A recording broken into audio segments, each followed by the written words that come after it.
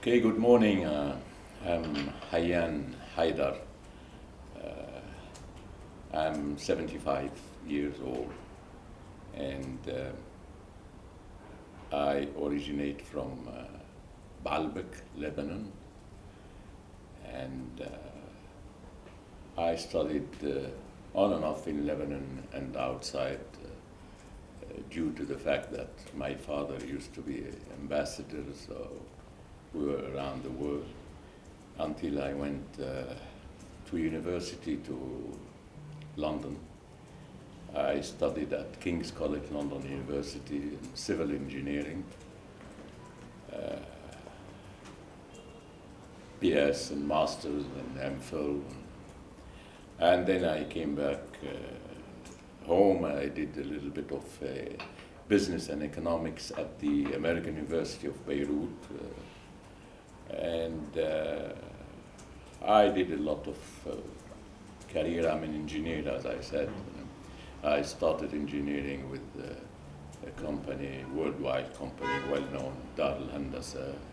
I started in Beirut and the Gulf for 2 years. Then I was called back and I came and became manager in one of the development banks that was starting up in Lebanon. Actually, ex-Prime Minister Dr. Salim instituted it in 1973, and I started with them in January 74, and I became later on assistant general manager for that bank. And in 77, I was appointed on the board of the Council of Development and Reconstruction of Lebanon, which was the first council to reconstruct Lebanon after the whatever is known as the 2 years war of 75, 76. And also I went very fast, I'll go through that. I was also member of the council for the Higher Council for Urban Planning, and I also was in the council of the fund, the security, National Security Fund, and the Housing Bank. And then also I was board member on some commercial banks. My main business work was in feasibility studies and engineering and development. And of course, anything to do with construction on a small scale or on a national scale. In the meantime, due to our political background, we have a background from my ancestors, and my father used to be a minister and an MP and ambassador and a judge, ex-judge. So we followed that in the family, and then I had something to do with the, not a party, but political groups, especially, as I said, I started with President Salim in 1974, and alhamdulillah, we are still there. We didn't change. I mean, I didn't change. We have this sort of line of policy and politics, and maybe I can say in ethics in politics. So this brings us to where we are now. Of course, we have tried a lot. I have traveled a lot, and I came back and settled in Lebanon just at the time where all the big explosions started to happen. That is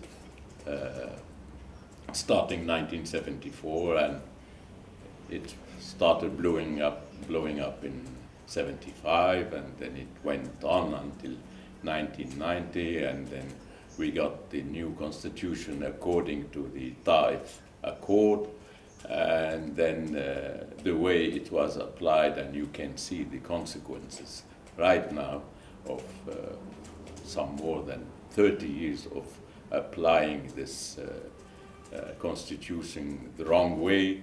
In fact, none of the Lebanese constitutions since 1926, when the first Lebanese constitution was instituted, none of them was really applied fully to its full understanding.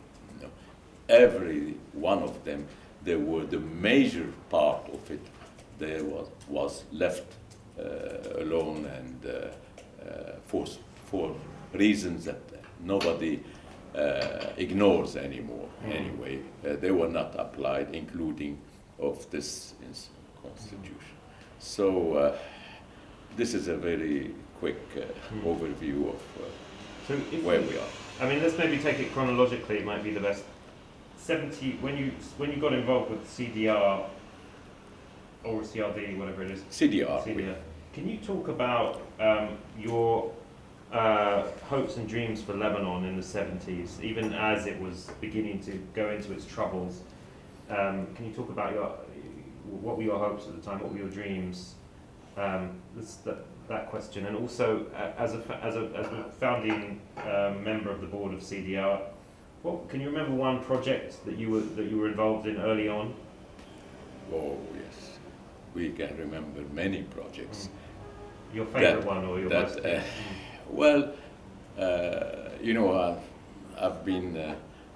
I write articles now from time to time, and I recall these events or projects or happenings and our dreams and the dreams that did not come true. You know, there are many things that could have happened over there. I'll just talk about very short. CDR plus the government of that time, that is 1977, 78. It was the government between President was Yes Sarkis and Prime Minister was Salim al-Hus. This is very essential to say, because you have been witnessing since last October, a lot of people are saying because of the economical crisis, let's forget a little bit the big catastrophe that happened a week ago, but the economic crisis that has piled up for 30 years.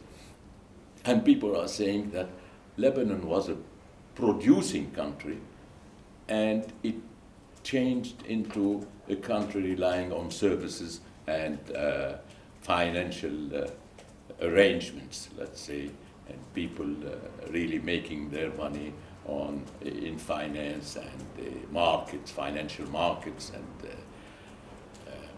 in the 77, 78, there was first, they instituted the CDR. And in the policy or philosophy behind it was that there was a lot of destruction, not as much as there is now, but there was a lot of destruction all over Lebanon, not concentrated in one place, and you needed something else than a ministry to take over the reconstruction. So there was the CDR in this philosophy that it will reconstruct, it will put a national plan, and then when things go okay, it will dissolve itself and rebuild the ministries, each one of them, to take over their responsibilities. Then there was made the housing bank. There was a national development bank for agricultural development in 1977, and it was never really activated. It remained on paper. They even appointed a temporary board for it to start it, and it was never started. It stayed for 10 years or so, and then it was dissolved. This bank I worked in, National Bank for Industrial and Touristic Development, also was dissolved in 1999. Okay. Then we worked at the CDR with, in fact, a British company. I remember the name was Budsu, B-U-D-S-U. I don't remember anymore what it was. It was about the urban development, etc. And we worked with them And we didn't bring the project out in a decree law. We brought it out in 1979 in a law that that called for the institution of a government body, to appropriate land in each of the muhafazat of Lebanon, five muhafazat in Lebanon, and develop the infrastructure on this land, and have a free zone in each one of them, and to encourage industry, small and big industries, and even to build some of the buildings and to put them at the service, like incubators for small industries, and if there are large industries who would like to come over there. This also was passed through a law in 1979, and it never took off. I'm giving examples of things that should have been done, that should have gone on, and it didn't.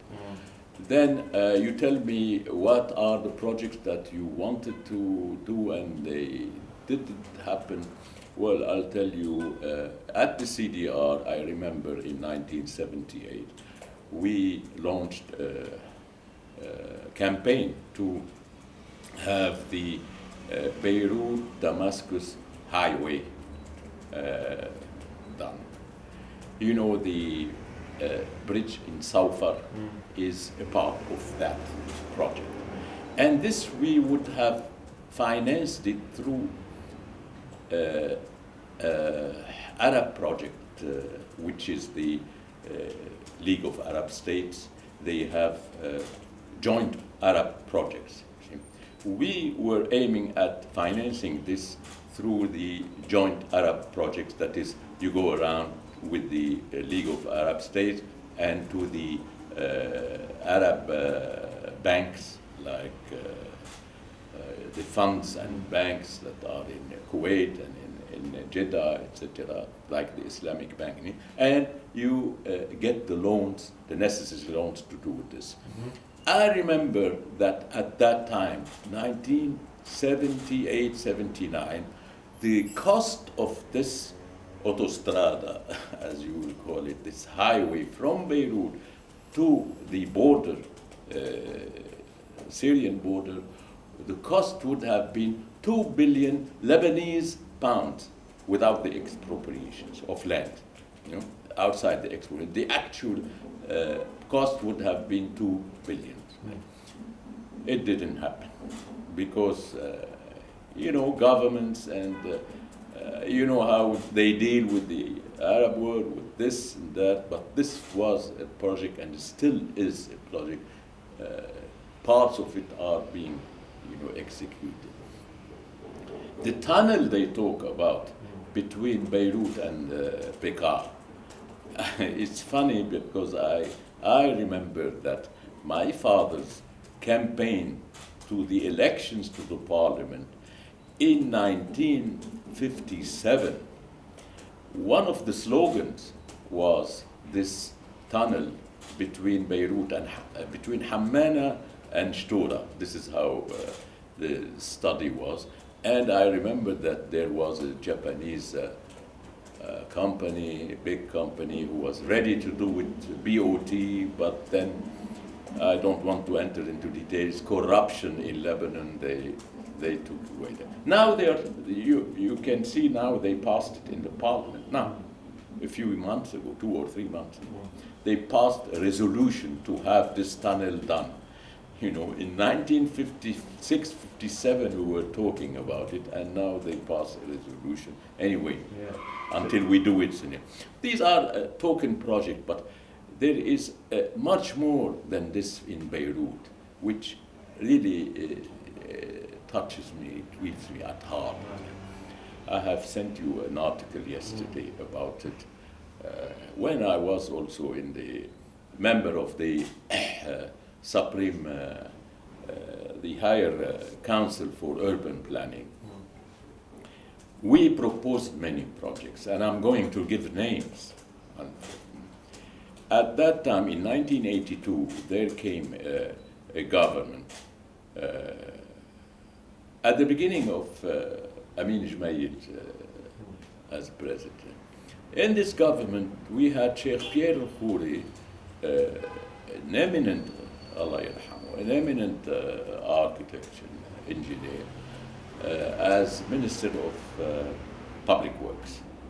We had Adel Hamiyi, Ba'du Aish Hayy Yurzaq, an engineer, and he was a member of the CDR with us. He was Minister of Finance. We had Baha al-Bsat, Allah yarhamu, who was chairing the Order of Engineers in Lebanon, who was Minister of Housing, I remember. And we thought that this was the great opportunity to do it. We came here and we did a lot of things, but I mean, I still remember some projects really, if they had been done, the whole thing would have been changed. One of them is the circulation and parking problem you have in Beirut. We made a project for, I think it's still over there, to encourage having buildings of parking, you know. You make them with the ceiling which is lower and cheaper, and you exclude all of the taxes on them, etc. You make all facilities for it. It didn't work. We made a really good project for Lebanon, and you look at agricultural land in Lebanon and you see it's getting reduced more and more all over the place. We had a project that went to the, unfortunately, it went to the government, and I'm telling you, we had 3 ministers, 3 engineers inside the government, and they couldn't get it through. And which is to keep the coefficient of construction low on the agricultural land, and to take lots by lots, take, say, every village alone, all over Lebanon, and make every village as an entity. And this entity, you lower the coefficient for construction in the agricultural land, and you put it higher on the rocks, on the Rocky Mountains of there, etc. So they don't lose any construction there, but you are keeping the air. They refused it over there. And I can talk hours and hours about, you know, these such things. We sent, I remember at the Council of Planning, we sent an official letter to the governor of Beirut telling him, and this was in the early 80s, and I would like the people living and passing through Beirut to really reckon this. And it's in my article anyway, you can read it, which I sent it to you. Asking him, why are you closing, you know, the construction law in Beirut is, you can notice the ground floor of the buildings, most of them, you have columns and it's empty. And it was made for cars to go inside there. And there is a law, if a flat is 200 meters more or less, you need to allocate 2 cars or more, etc. Plus, there used to be car parks under the buildings, like here, everybody. So they started, the municipality of Beirut and the government, the governor of Beirut, they started selling these car spaces against, of course, money, you know. So you could buy and then close it and make it, I don't know, whatever you want, you know, stock in it and this. So it's not a parking lot anymore. So we warned them that this will bring Beirut very soon to a deadlock with cars, because car parks are going down, and you have making high-rise things, especially that there is a law, we're not responsible for it. I know it's an urban law in the 50s, it was passed. It was very funny. It's a typically Lebanese way of dealing with things. When you have a crossing, you get 20% more in construction area. I don't know why. Usually when you have a crossing, there is more congestion there. You should lower the thing and not higher them. And I asked when I arrived there in the late 70s, why is it that this law is against the logic of engineering and traffic flow? And they told me that when they wrote this law, somebody, one of the lawmakers, engineers, and they were lawmakers and engineers, etc., in the committee, jumped and he said, he has this very plot of land next to the Bristol Hotel, I remember this thing. And he cannot build a lot of things because it's very small in area. So to solve his problem, because they found that he was on two streets. So they passed a law all over that makes any building that is on two streets gain 20% more in construction area. And you see the result. You can see the result of maybe 1.5 million inhabitants of Beirut. These are the things that, So you know. Could you summarize, like, as concisely as possible, then, in that period, you were involved in the Higher Council for Urban Planning, you were a founding member of the board of the CDR. Could you summarize, without getting into the details of those projects maybe, what were your hopes and to what degree were you disappointed by the outcomes? You were trying to build, you were trying to plan, Lebanon was in the middle of a war, you were trying, what were your hopes? What were in the war, with the war going on, and to what degree were you disappointed by the failure to achieve? Well, I tell you, during the 2 years war, 75, 76, in fact, my wife is Jordanian. I went to Jordan, and there I met again the boss of the old engineering company, Dar al-Handasi, who gave me a few part-time jobs, one in Syria, one in North Yemen. Yemen was north and south in 1976. And I ended up in Riyadh then as a Department of Real Estate Department in the Arab Investment Company. It's a private sector company for the Arab world in investment. And I was given a full-time job. I went there, trial for 3 months. I was given a full-time job. I was given a villa in a compound, etc. And then I was called upon to come back at the end of 1976, when the government was formed by President Hos, and to come back to the CDR, etc. So I packed up and I came. This is why I tell you, you were disappointed? Yes, of course, very much. But I leave it, no, I won't leave it. This is my country and I have to try. I have piled up disappointment after disappointment, until now. And you can ask me about what's happened yesterday and last week and last year, and I can tell you these are huge disappointments there. But then I feel it my duty to go on and try to, I still write my ideas and send them to responsibles, whether it be Prime Minister, President, or ministers, or MPs, or study centers, etc.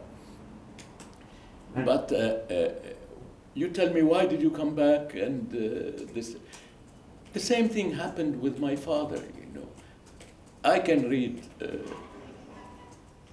in 1953, my father was, he was ambassador, and he was called in 1952 to become minister. In 1953, he wrote the first anti-corruption law, 1953, and not once it was applied on any of these crises or whatever you can call it. Not once.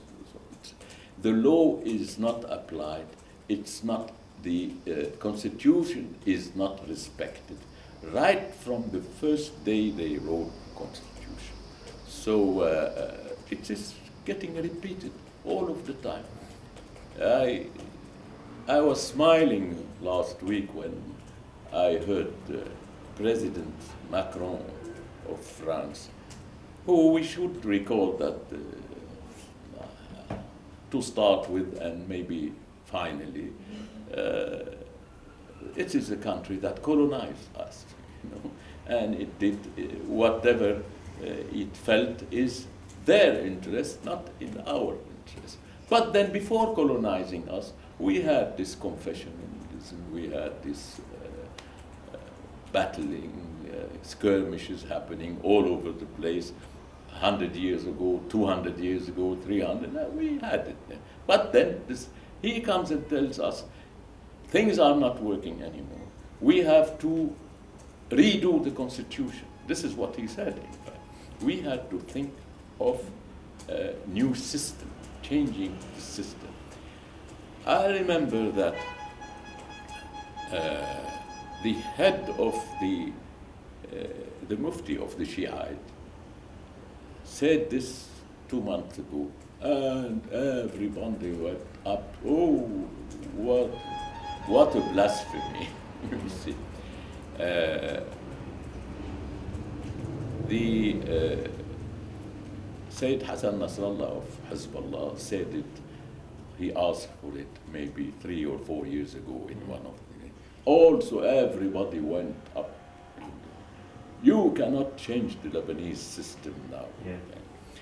Well, I remember that my father, as an MP, he suggested this in 1968, and it is documented. And he repeated it in 1971, and after he left Parliament, and just before he was hospitalized, in 1975, 2 or 3 months after the big trouble that happened in Ain Romania, etc., in a big political gathering, and I remember there was also, Allah yarhamu, President Rashid Karami, etc. He also, in a very long letter, described the situation in Lebanon since independence until now, saying that things are not going the right way, and we have to rethink how to rebuild the constitution and the country. So now, if a foreign president comes, and I thank him to Mr. Macron, although I'm not at all with his likings or thing, but I thank him for coming and being with us in this, and for saying this small word. So now it is accepted, because somebody outsider tells you it's not. I am against this type of Lebanese politicians who cannot create or, as you say in good business, recreate yourself. You have to recreate yourself by yourself. You cannot import solutions from outside. With regards to, just to flash back to the 70s, could you just talk a bit more about your hopes? Obviously it was a struggle, but you had the hopes. Can you what was your favourite memory of Lebanon in the 70s, or your, well, let's say, what was your favourite memory of Lebanon in your, when you were a young man? What did you used to do when you were? If you formulate the question again. What was your favourite memories? What are your favourite, or one of your favourite memories of Lebanon as a young man in the 60s or in the 70s when you used to be here? Well, as I said, I came back from university in London in 1972, and I went to the Gulf to work for 2 years, 2.5 years, and I was called back for an interview, and I finally came back and started working here. Between 74 and 77. Of course, I spent 74 until April 75. These were, I had a dream, yes. I don't want to put it the American way, but I was thinking that we could do something. for the country, and I could work on myself to be somebody who has contributed properly. Of course, we got a backlog in April '75, and we had the 2 years war. And as I said, I went around in Arabia, and I ended up in Riyadh with a full-time job. Then I was called back. When I entered again the CDR again it was in April 1977. I wasn't as happy as I was in 1974. You know, I could see that we're going the wrong way. I mean, the country, we didn't know whether it came out of that war, it was finished, or we're still going in the... But then I was given a job, a mission, more than a job, because it's a part-time job for me. It wasn't, it's more like a mission. And I had to follow my dream on that mission. And I tried, as I explained, a few things in the CDR and urban planning, etc. That is all on the side. We worked in politics also. You must not forget, I was a close aide to President Hoss, who went through 5 cabinets, 5 cabinets since '76 until the year 2000, on and off. So we were there in the political kitchen, as you can call it. And yes, I piled up deception after deception. But then, I don't know whether you want to hear this from me. I told you a little bit on the phone yesterday.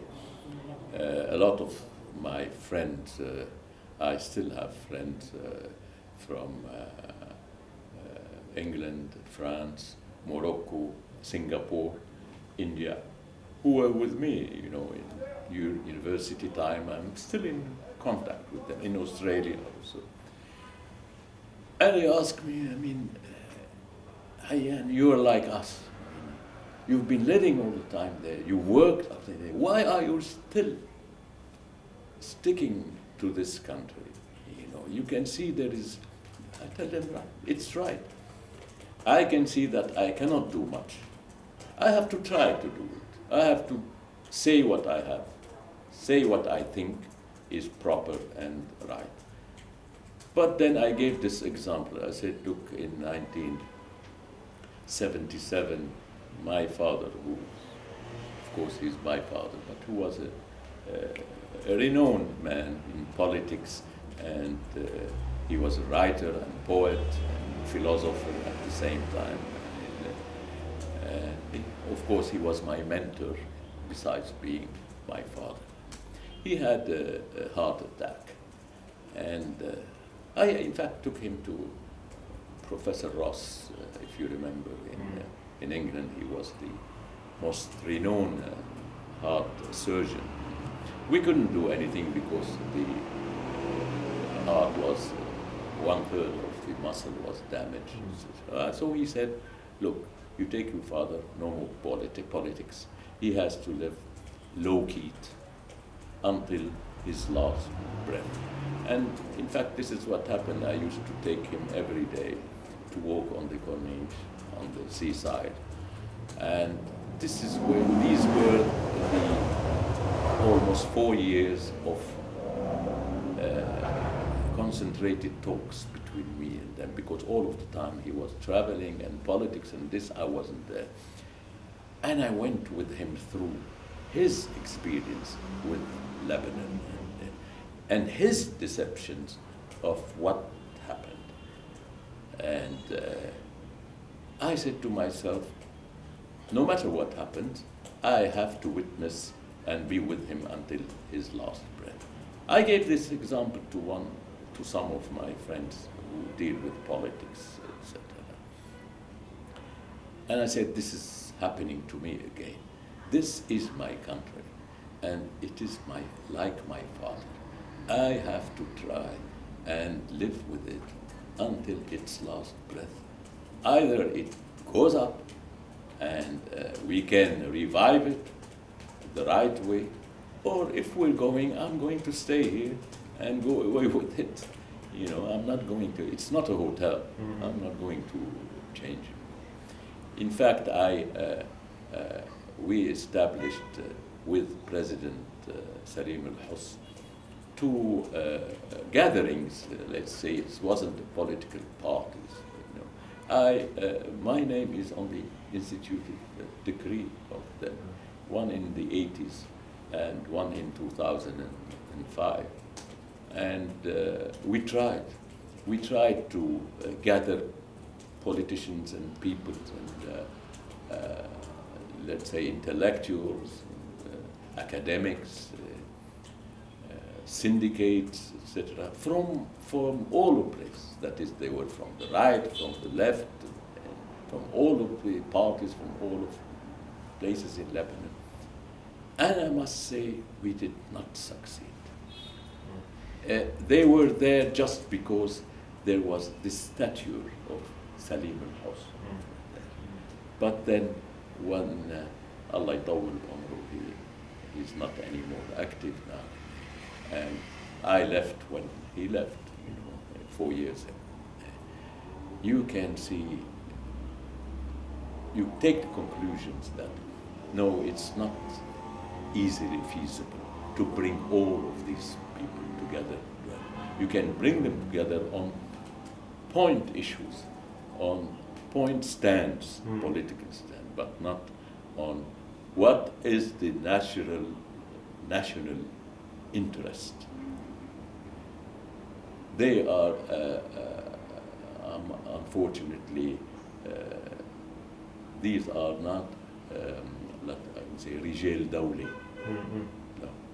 May I ask you, I mean, you said you spent the last years of your father's life walking on the Corniche here. How did he feel then?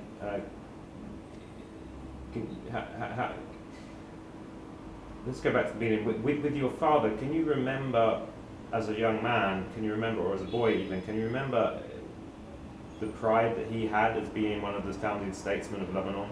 And to what degree did he express that to you? How did he express that to you? And when he passed, in the years before his passing, how did he feel about? Can you summarize? I know it's a difficult one to summarize, but could you try as hard as you can just to compare how he felt being a founding statesman of Lebanon and his contributions, and as he saw over the years the problems that you talked about, that I've read about, and his final years, how did he feel as his life was drawing to an end about what happened? Well, to start with the end, in my walks, he was very bitter. He was very bitter on his life experience. But through the beginning, I don't want to make it a family now interview, but even now, in October, it will be 40 years when he passed away. Even now, I can converse with him about his experience, because he has written it all. As I said, he's a poet. And his poetry, I have 11 poetry books which I published of them. This is besides the articles and politics, etc., interviews, whatever, the studies that he has written in it. But if you read in his poetry, there is all kinds of it. But as I said, he's a philosopher, he's a deep thinker, and he's also, it seems, a lawmaker, a very, very high-level lawmaker. Because when he wrote his doctorate thesis in Sorbonne in Paris, few years later they changed some articles in their French laws according to his thesis. Can you imagine? So this is why he was called upon to become minister in 1952, because of the decree laws, that this was the first government that decreed decree laws in Lebanon. Anyway. So he was called upon because of his prominence as a lawyer. Exactly. But he he was a judge after going into politics. And but all of the time, he was giving warnings. I'm telling you, in the 40s, I have poems and writings, right going back to 1944, 6, etc., until now. He was always giving a warning. Of course, he was talking on beautiful things about Lebanon and about us, about societies, about world culture, especially the French and the Eastern cultures. And then when he went ambassador to Tehran, also the Persian cultures, the Afghan cultures, he's got writings in it. But then he was always giving warning that this country, which in the 50s was only 10 years old of independence, is not going on the right way. I remember at the beginning of 1953, he activated the law with his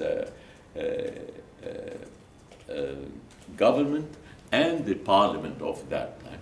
They issued the law to give women the right to vote and be elected in 1953. And I remember him saying that France gave this right to women in 1945. Can you imagine? We were late, only 7 years behind France. And he mentioned that until then, that is until 1953, there was still one canton in Switzerland that was behind Lebanon. They didn't have the right for women to vote and elect. So you see how this was the mentality that was going on, that Lebanon is really going there. Then, as a part, that Lebanon is really leading the way in even in the legal and constitutional matters. But then he didn't know that all of these laws that he worked on will not be properly applied, or will not be applied at all, like the anti-corruption law. As a parliamentarian and a very, very French-spoken, he could speak 6 languages. But French was, Arabic, of course, was his first language, and then French. He headed the parliamentarians for the Francophone conferences. And I remember, Allah ytawwal b'umru, Mr. Edmond Rizq, who is also an ex-MP, an ex-minister from Jizzi, and a very, very close friend of my father. When we have some public talks about my father, he comes and recalls them. He went with him in the 68 to Versailles, Paris, to the Francophone conference that was launched by President de Gaulle over there.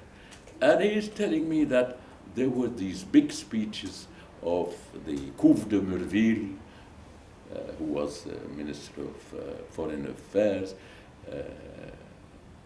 of Dumas, Minister of Culture, people who are in the Académie Française, which is the highest cultural academy of London.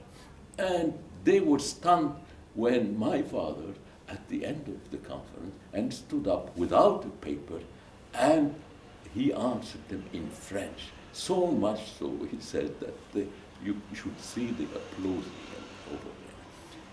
So when you go from this type of thing, and I can give you names of his colleagues in ministers and ambassadors who were, all of them, we had in Lebanon, we had this hope. And then you go and see now what's happening. This is really, I tell you, it's depressing, really depressing. And you talk to me about they want to form a government now. I'll give you examples. I don't want to be very partisan. So just before we finish, just to finish off on your father, you said so in the early days there, it's clear he saw Lebanon going somewhere. He was proud to be part of this, I'm sure, exceptional lawyer. He worked on those early decrees, which were part of founding the state, right? I mean, it's fair to describe it in this way. I mean, he's a founding statesman of Lebanon, your father. Yes. Yeah. And you said, but at the end he was bitter. He was very bitter. Can you just, again, as briefly as possible, summarize the key sources of his bitterness at the end? He what? You said he was bitter, very bitter at the end of his life. He was very sorry. He was bitter and sorry about this career he thought was spent in a futile way. It didn't reach there, you see. But on the contrary, this is why I'm telling you that he had colleagues of very high grade and levels in the 50s, in the 60s, right up to the beginning of the 70s. And then he started seeing this standard of statesmen going down all of the time, not suddenly. It was going down from the 40s when he really started. I mean, my father was not one of those who put the state with the constitution in the, let's say, in 1943. No. He went ambassador in 1946, and he came minister in 52. Then he started. He wasn't at the really institution of Lebanon, free, independent Lebanon. But he was just there, 2 or 3 years after. And he was depressed, yes, because he's... And I tell you, if I have to continue this chain, if you say from father to son, we are way away. I'm very sorry to miss him, but I say to myself from time to time, it's good he's not alive now. Because if he had seen what is going on, who is a statesman now, so-called statesman now, really he would have been much, much more depressed. And I'm going to give you one example with names. People should remember that. And it has nothing to do with me, or with my father, or with Dick. But هذا شيء بيحبط. It will depress. In 1970, President was Suleiman Frangi. He called on Salim to become prime minister. Two politicians, and I wouldn't say they are statesmen of advanced looking, but they formed a hell of a good government. We had in that government Dr. Lies Seba, still alive, Dr. Saib Jarudi, Dr. Hassan Msharrafi, ask about them, Engineer Henri Itti, Dr. Emil Bitar. Hassan Msharrafi was Minister of Planning, and so on. Saib Jarudi became one of the World Bank, etc. What happened? Within 1 year, and most of them are either academics from AUB or from World Bank here and there, and integrity, very clean, here and here. So what happened? Emil Bitar, a doctor and Ministry of Health, couldn't pass whatever he wanted. He resigned. Lies Seba, a very close friend of ours, and he was vice president of one of the political groupings I told you with President Salim al-Hus, and minister many times, MP once, and lecturer at AUB. It's not Karl Marx. He tried to pass a law. I remember the number of Marsoon was 1943, to take away all the special cartels, امتيازات الحصرية. You know how it goes now. It's more. There is a cartel for medicines. There is a cartel for oil and gas. There is this and that. So I think it was 40 or 43 cartels. They wouldn't pass it. He failed. Henri Eddy was kicked out of the government. I'll give you 3 examples. This is a government, I wasn't even there. It was at the time I was a student at London University. But I look back at these things, I say, what a lost opportunity.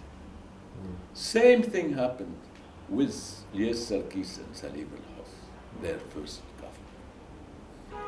I have sent you yesterday small articles, sarcastic articles about corruption over there. How we were dealing in CDR with the big project. Nobody would even not dream, think, or wink even at thinking how to make money out of any project. This is 1977, 8, 9. Even if you knew, there were people from all over the place. We were 12 members in the board. You wouldn't even think of it. Now, what happened? I hear, I don't want to go very well, but I hear that some countries, like Iraq now, when they form a government, they sell the actual ministries. Of course, Ministry of Oil is a higher stake. This is what's happening over here. You want this ministry because you want the Ministry of Environment. You know why?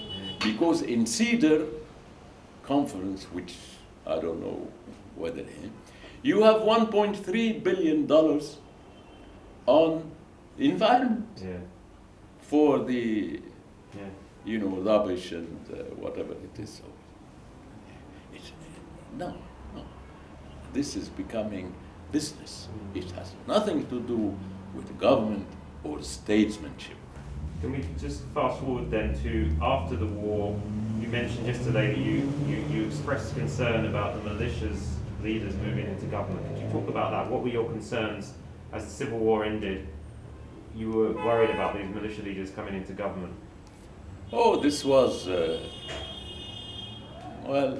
what was the reason? I would say that this was a discussion, political discussion between me and my mentor, President Salim. When he formed a government with President Yasser Harawi,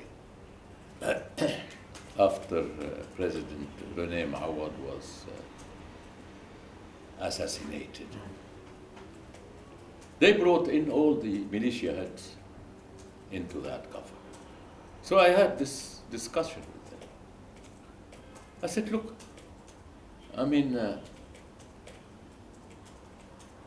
things have been going war for the past 15 years or so. And these people are very clearly the warlords. These people are the people who have kidnapped, killed, bombed, I don't know what. You know that in those days, the big businessmen used to have windows, glass, paint, waiting in the sea in boats. They used to order the boats over there. And when they hunt, they stop it there. And they ask the militias to light it up. And they will light it up, and you will have so much glass on the ground. Then the boats come in, and then they sell their thing. It's, most of it, I won't say all of it, is business. So I discussed with them, well, how come? If they come into there, he said, look, I'm not deciding this, and it's true, it's not. He said, this is what decision was taken in Taif on the new constitution, is that the militias, they give away their weaponry and arms and everything, and they become civilians, civic civilians, and they enter the government and the state. My comment was, they are going to become the state, and we are on the way out. Now, you know, I write, I told you, you will read me, I'm very sarcastic in my writing, because I don't believe even what I am writing. I don't believe them all. So I try to be to have, for the readers to have some fun, at least, while being depressed with me, at least.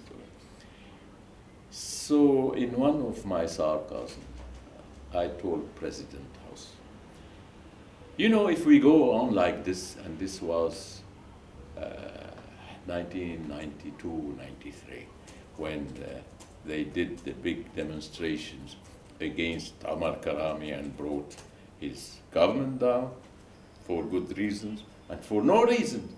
The dollar went from 900 to 2,000. And then, the angels came down, they brought it down to 1.507. I don't know why the 07 stayed 15 years on our, anyway. I was joking with him. I said, what? Okay. And he's very anti violence. He doesn't like violence. This is why he never took the Ministry of Interior or Defense, because there is an army. So I said, in a fun and serious, to me it was serious. I said, look, if we go on like this, there will come a day that they will drag people like you and me to the court, and they will charge us with this charge. Why did you stay uncorrupt all of this time? Not why are you corrupt. Why are you not corrupt? There will come a day when they'll drag people to ask them, why are you not corrupt like the others? And I would like you to ask me, did this day come? I will answer you, yes, it has come. But then I go back to Hayyan Haidar. I have a study of 22 full-scan A4 pages from my experience, and it's not my specialty, I'm not a lawyer on this, but from my experience in this, on what should be done as anti-corruption laws and or in anti-corruption. I got this special interest 10 years ago. I'm a member of the board and secretary of the Arab Anti-Corruption Organization. You see. So we do every year seminars, conferences, etc. But this has nothing to do with what I have done. Every time I see something going on, so I write something how to anti this corruption, over there. I have presented it to a few MPs or ministers or study centers. I thought it was my duty, national duty, at least to say what I've said. But I've written there that I don't believe that this is going to be done. Not with these people, not with this mentality, and not with this atmosphere, which brings me to say all that happened since October until now, and what we have seen the past few days and now. This is not a revolution. You cannot bring them down. They will use you to do what they did yesterday. Exactly. This is what has been done. Exactly what has been done in Egypt, Tunis, Algeria, Sudan, and maybe Ukraine, Georgia, whatever. It starts right. There is a need for it.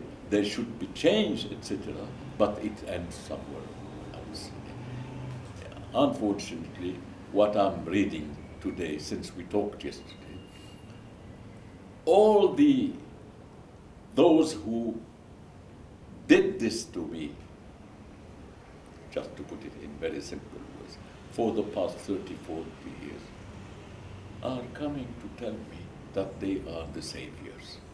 Them and the heads of foreign states, and I mean by foreign state everybody, that is, whether it be Arab or French or American or Russia, or whoever you want. Could we just, so just, I mean, just to get some, that question again about your favourite place in Beirut. What's your favourite place in Beirut, and what does it mean to you? Favorite place? Yeah, maybe it's the Corniche. You're almost there. I like the sea front. You know, whether it be from the Manara side or to the Raushi here. As you would say it, as the American would say it, Hollywood, freewheeler, you know, I like to be. This is why I never was a member of any party. I don't like this where you're tied up and you get orders. So when I sit outside, I like to sit and see the nature, and I'm not very keen, although I have to do it, but not very keen on sitting in a closed place and like cafe, fashionable cafes. If I have to take a coffee or have lunch or this, I always prefer to look out for the sea or the countryside or whatever. So there is not really one favorite place, but there are places of memories. When I go downtown, there are a lot of memories that come back.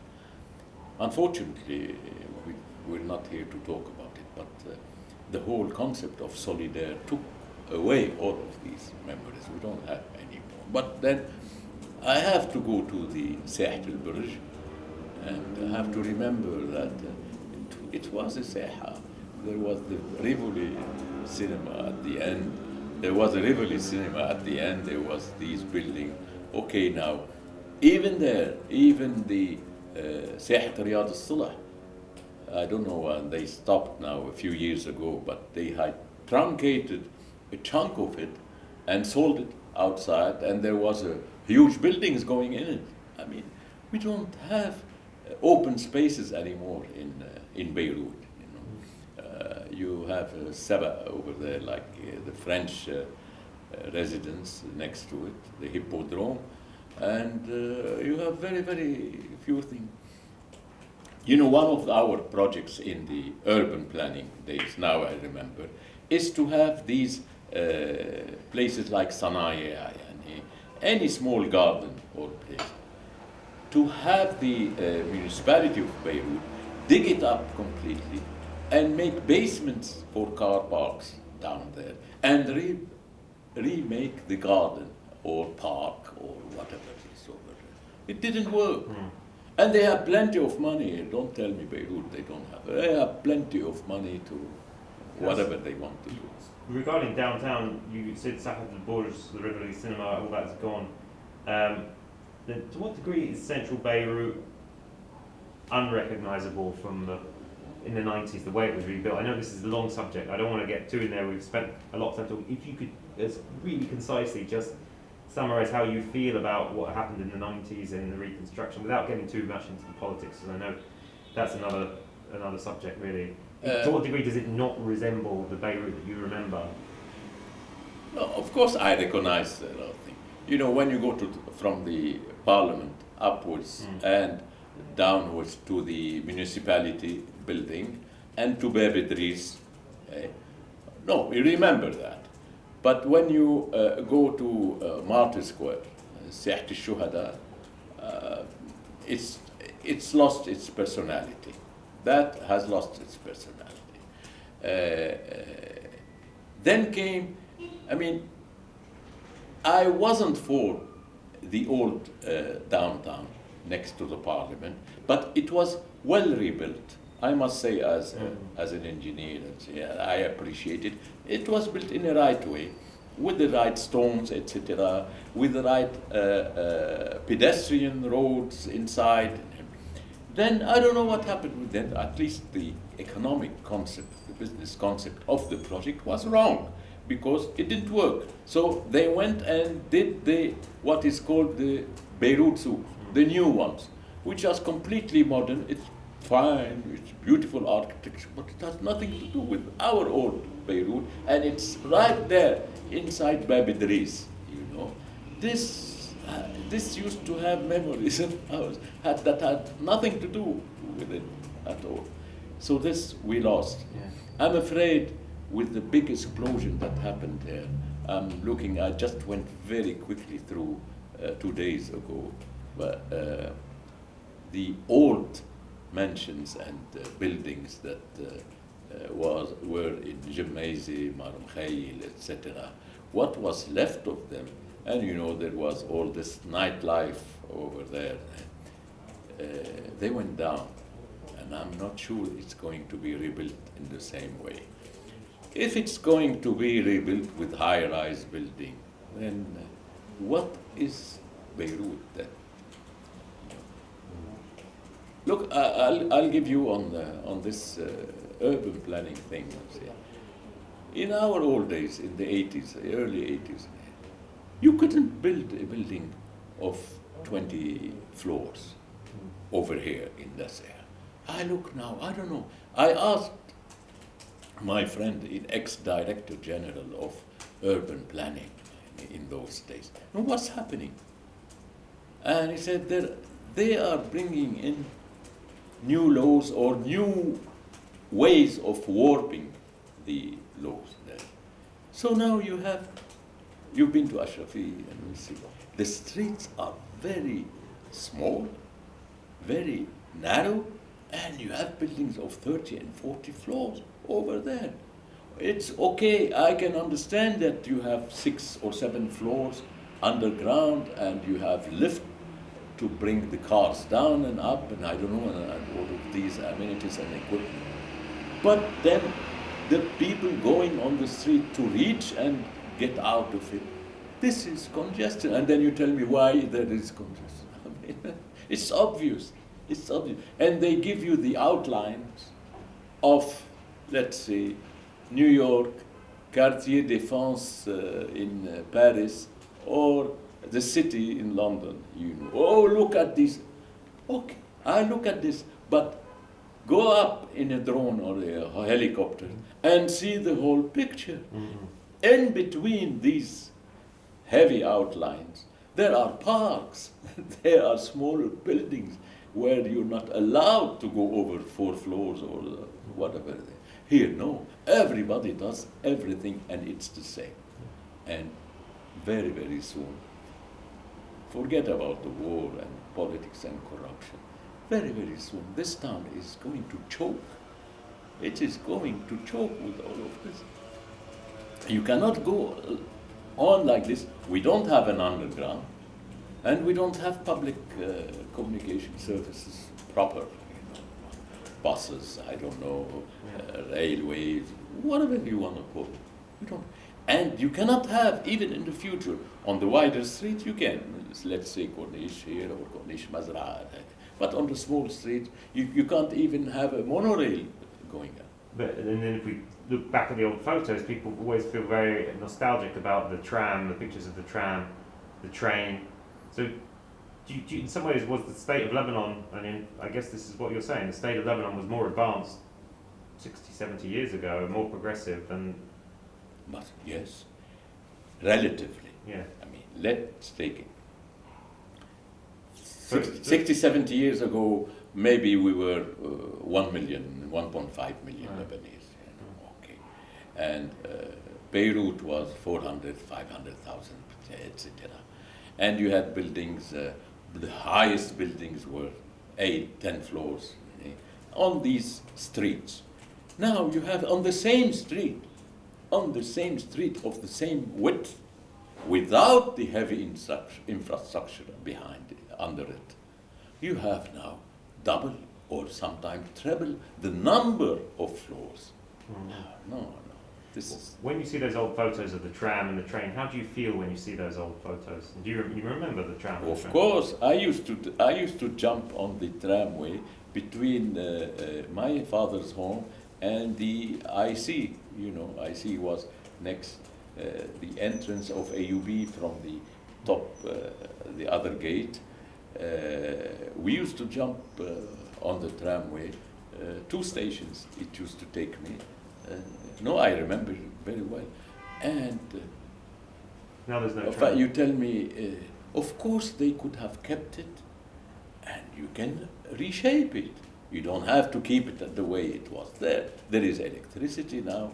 Well, in Lebanon there isn't much electricity, but anyway, there are other things, you know.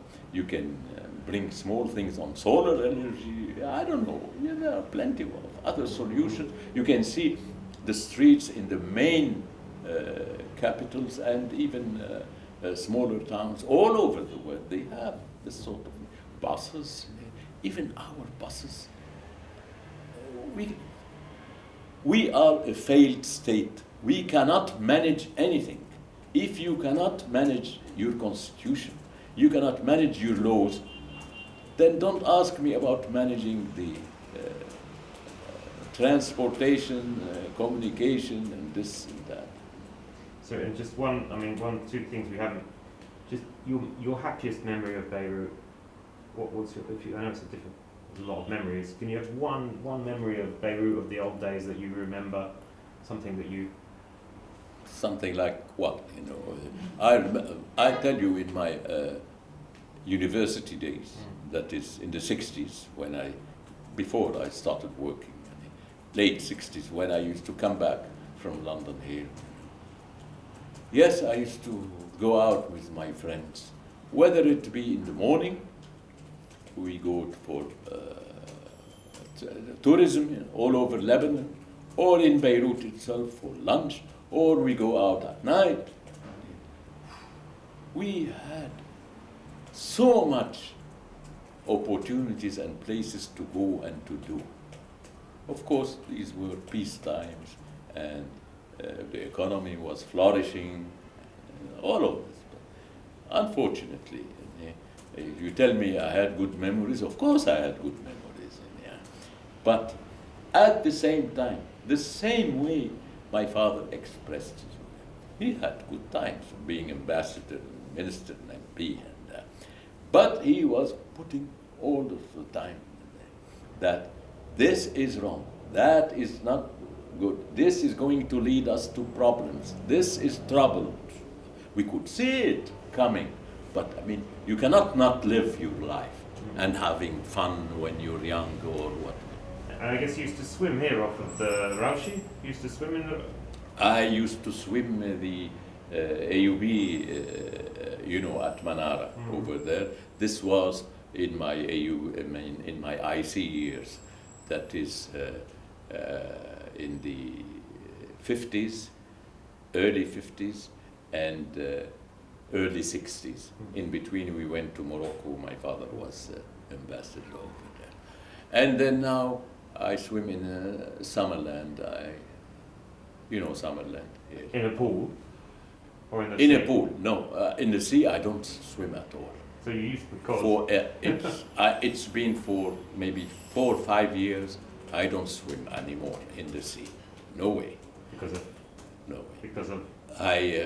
I tell you when I swim in the sea, when I go to Dubai, to my daughter over there. I mean, that's Unfortunately, but just read the reports about the quality of water in the sea, and that's enough. Yeah. And your saddest memory of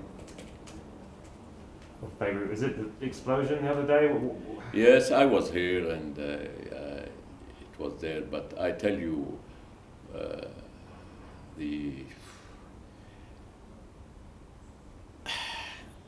I have went through a lot of this. I have witnessed in this street under the battles between various Lebanese parties. And the windows here were shattered many times. My car downstairs was blown up once. Then in 1982, the Israelis dropped a bomb on this building just facing me here, there. And the whole building, it was some kind of special bomb, but I could see all the floors went down like an accordion, you know.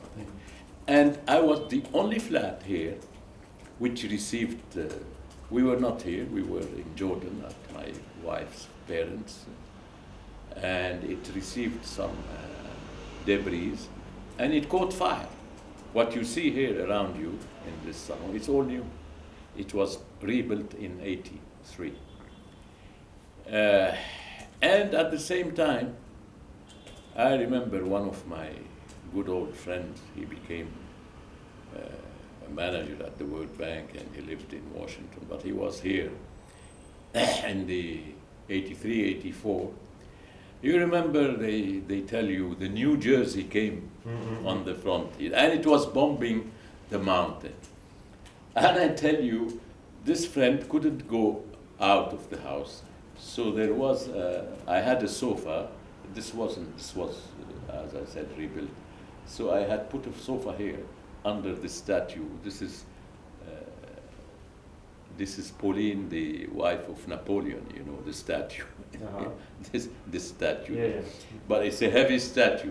So he was sleeping there. And New Jersey was telling him, and the whole thing was shaking. He said, look, you're putting me in, it will die. I said, no, forget it, it's too heavy to come down. So we witnessed that. And then I witnessed the war between what was the Michel Aoun government in Baghdad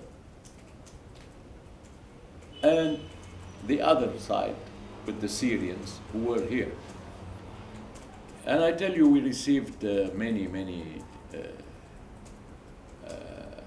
big caliber on this building just next to me and around. But the biggest scare of them all was we received one here, inside the road here, at the crossroads here, just a big, I was told, because the army came and took it out, caliber 155 artillery, which went through, I could see it. It went through, but it didn't explode. So it was halfway down the asphalt and halfway up. And they asked us all to go away because, and they took it away anyway. What year was that? That was 89? 89, and during the skirmishes. And I've seen a lot of other things, you know. That's a lot. It's not worth it really. Yeah. I'm sorry, I'm very sorry for my family. My wife is Jordanian. I brought her here, and 7-8 months after she was installed here, the April '75 started. So she has witnessed all her marital life, and I have 3 daughters, and they were raised through war. Yeah. In fact, while they were very young, I think they have taken something from their grandfather or father. They had a few pieces writing. Why is there a war with us over here? I can tell you there were many times where we took them down underground because of the bombings, because these are memories, as I said, are to be recalled just to teach people not to redo them. Mm. But they are not being taught. Absolutely. And the bomb of the explosion the other day, just the final question, where does it fit for you in this whole picture? What does it tell you about, what does it summarize or symbolize for you, the explosion on last Tuesday, in this picture of failure of this country? How do you see it? Where does it fit in for you? Politically analyzing that, we have witnessed maybe a singular attack, as Trump says it. Mm. And it is an attack, to my opinion. It is a catastrophe on a nation, level, on a national level. For me, it is a catastrophe. It is a catastrophe for my findings now, my feelings. Because from what I see, hear, and read, today and up to a week ago, as one of your foreign ministers, Anthony Notting, wrote a book after the Suez Canal, remember. The title of the book, No End of a Lesson. Bring it and read. But I remember the title. There is no end of a lesson here. They are not being taught anything. I must say, there was a huge uprising worldwide. Come and help Lebanon. Okay. So they were zoomed in to Paris 2 days ago. And thank you everybody. But I mean, such a big disaster, the whole allocations added up to 280 million, something like that. We have to start with very quickly, from what I followed on, 40,000 damaged houses. So is 40,000, if I want to put a very small, low average of $10,000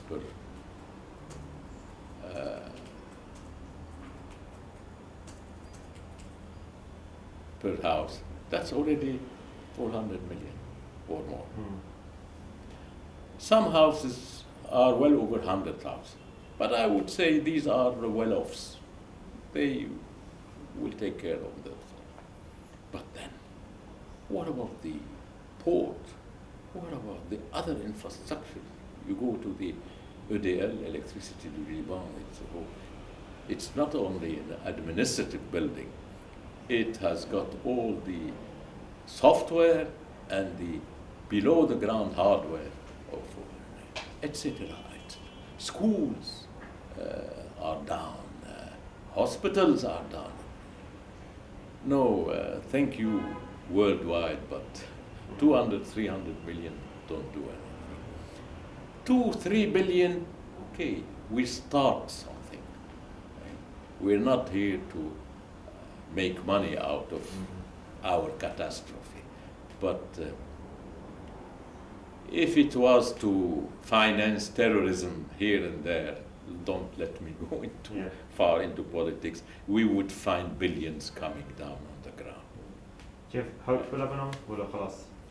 Sorry? Do you have hope for Lebanon still, or no longer? Hope?